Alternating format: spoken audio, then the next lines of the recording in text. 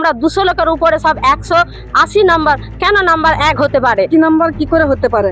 আমাদের এখানে সবাই ভয়ে আকাঙ্ক্ষিত। এটা ঠিক করে দরকার, নিমন্ত্রণ করেছে যা তার কি মানে মাথা নেই নাকি? এটা কি করে হতে পারে? এটা কি সম্ভব? সবাই আতঙ্কে আছে, শুধু আমি একা না, আমার সবাই।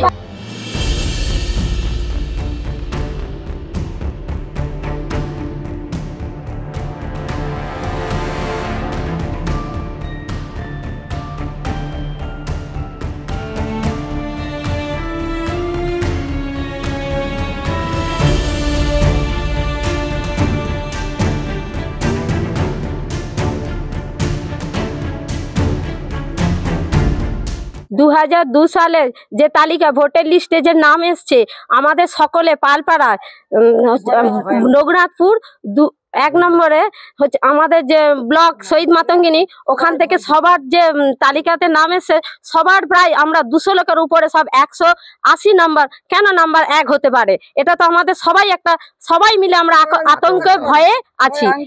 এটা কি করে হতে পারে? এটা কি সম্ভব? তাহলে এইরকম এতে যে আমাদের হচ্ছে সামনে বিহার টিহার যে যা সব শুনছি আশপাশে, ওইগুলো কি আমাদের মধ্যে কি এটা কি করা ঠিক হচ্ছে? ওটা যদি আমাদেরও হয়ে যায় তখন তাহলে আমরা মানুষগুলো কি করব, কোথায় যাব? এটা নিয়ে আমাদের দাবিদান আপনারা ঠিকঠাক ভাবুন, দেখুন কি করতে চান। এটা কি তাহলে আমরা এতদিন আমাদের কোনো নেই নির্বাচনের যে আমরা এতদিন ভোট দিইনি এদিনই না, আমার বাবারা নেই না, দাদারা নেই না, পাশাপাশি সবাই তো আছে, প্রতিবেশী সবাই আতঙ্কে আছে, শুধু আমি একা না, আমার সবাই। আমাদের গ্রামের পঞ্চায়েত সবাইকে জানিয়েছি। এবার আমাদের যে আছে সদস্য সংগত অঞ্চলে, এবার দরকার হয় আমরা ব্লকেও যাব, দরকার হয় আমাদের যে আছে জেলা পরিষদ সেখানেও যেতে হবে। তাহলে আমাদের তো সবকিছু তো নিতে হবে, নাহলে কি আমাদের ডকুমেন্টস নাকি ভুল হয়ে যাবে? এতগুলো লোকের কি করে ভুল হতে পারে? একটা দুটো মানা যায়, এটা 200-র ওপরে ভুল। আমাদের গ্রামে যেসব বাসিন্দারা বাস করে সবাই বসে আছে, তাদেরকে যে বাইরে পাঠাবে আমরা কি করে সে সাহস করে যেতে পারি? আমাদের একই নাম্বার কি করে হতে পারে? আমাদের এখানে সবাই ভয়ে আকাঙ্ক্ষিত। আমরা নির্বাচন কমিশন যে নাম্বারটা তুলেছে সে তার তো থাকা দরকার ছিল যে হ্যাঁ এই জিনিসটা তো তা তো ঠিক নয়।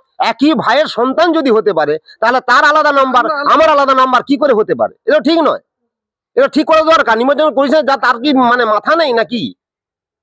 এটা আমাদিকে তারা ভুল করবে, আমাদিকে কি মাসুল গুনতে হবে নাকি? তাদেরকে মাসুল গুনতে হবে আমাদিকে? এই যে 200 জন আতঙ্কিত আছে তাদের জন্য দায়ীটা কে হবে? নির্বাচন কমিশন লোক, আমাদেরই তো মা বাবা ভাই বোন দিদি, এরাই তো।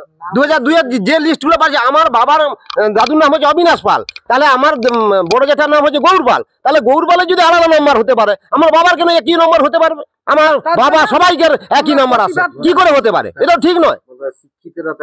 তাহলে আপনারা ভুল করবেন, তাদের মাসুল আমাদেরকে দিতে হবে, এটা কেন?